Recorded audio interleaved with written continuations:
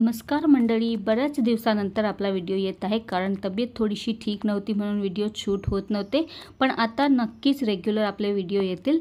तर आज मी शिंगोळ्याच्या शिरा तुम्हाला करून दाखवणार आहे. त्यासाठी 100 ग्राम शिंगोळ्याचं पीठ घेतलेलं आहे. तर 100 ग्रामच्या पॅकेटामध्ये 1 वाटी जेवढं पीठ आलेलं आहे आणि हे पीठ थोडंसं जाडसरच असते, अगदी पातळ नसते. त्यासाठी पहा, पाऊण वाटी भरून मी साखर घेतलेली आहे. तर शिरा तुम्हाला किती गोड हवा आहे त्याप्रमाणे साखर घ्यायची आहे, पण पाऊण वाटी अगदी बरोबर होते. आणि त्याचबरोबर मी पाऊण वाटी वितळलेलं तूप घेतलेलं आहे. तुम्ही जर असं जामलेलं तूप घेत असाल तर अर्धी वाटी जेवढं घ्यायचं, पण हे वितळलेलं आहे म्हणून मी पाऊण वाटी घेतलेलं आहे.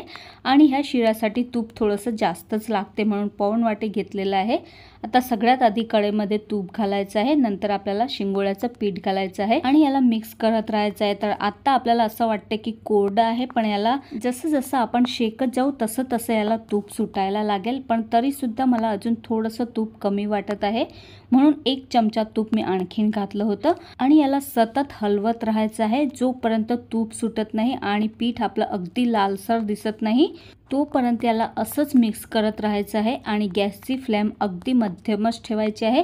जास्त फास्ट ठेवली तर लवकरच लाल होईल आणि शिरा आपला कच्चाच राहील, म्हणून गॅसची फ्लेम मध्यम ठेवायची आणि पिठाला अगदी असं लालसर होईपर्यंत भाजून घ्यायचं आहे. आता तुम्हाला दिसतच असेल पीठ आपलं अगदी लालसर झालेलं आहे, म्हणजे पीठ मस्त भाजलं गेलेलं आहे. आता ह्यामध्ये आपल्याला 2 वाटी दूध घालायचं आहे. हा शिरा दुधामध्ये छान लागतो म्हणून पाणी अजिबात घालायचं नाही.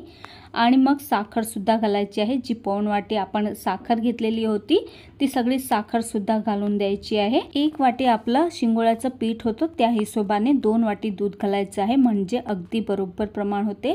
आणि असंच याला मध्यम गॅसवरतीच मिक्स करत राहायचं आहे.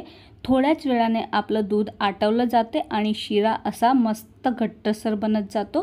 तर तुम्हाला कितपत घट्ट हवा आहे तोपर्यंत आपल्याला असंच मिक्स करत राहायचं आहे. जास्त पातळही ठेवायचं नाही आणि जास्त घट्टही होऊ द्यायचं नाही, कारण की थंड झाला की आणखीनच घट्ट होऊन जातो. तर पहा, अशा प्रकारची कन्सिस्टन्सी हवी. आणि आता शिरा आपला बनवून तयार झालेला आहे. तर पहा, तसं तर ह्या शिरामध्ये कुठलेही ड्रायफ्रूट घालायची गरज नाही.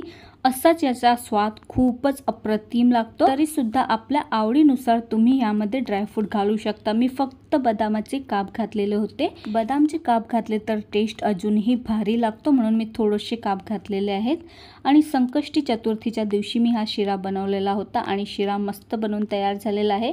एकच नंबर लागतो. तुम्ही आधी नसेल बनवला तर एकदा नक्की बनवून बघा. आणि तुम्हाला आजची ही शिराची रेसिपी कशी वाटली मला कमेंट करून नक्कीच सांगा. आणि व्हिडिओ जर आवडला असेल तर व्हिडिओला लाईक करा, शेअर करा आणि माझ्या चॅनलला सबस्क्राईब करायला विसरू नका.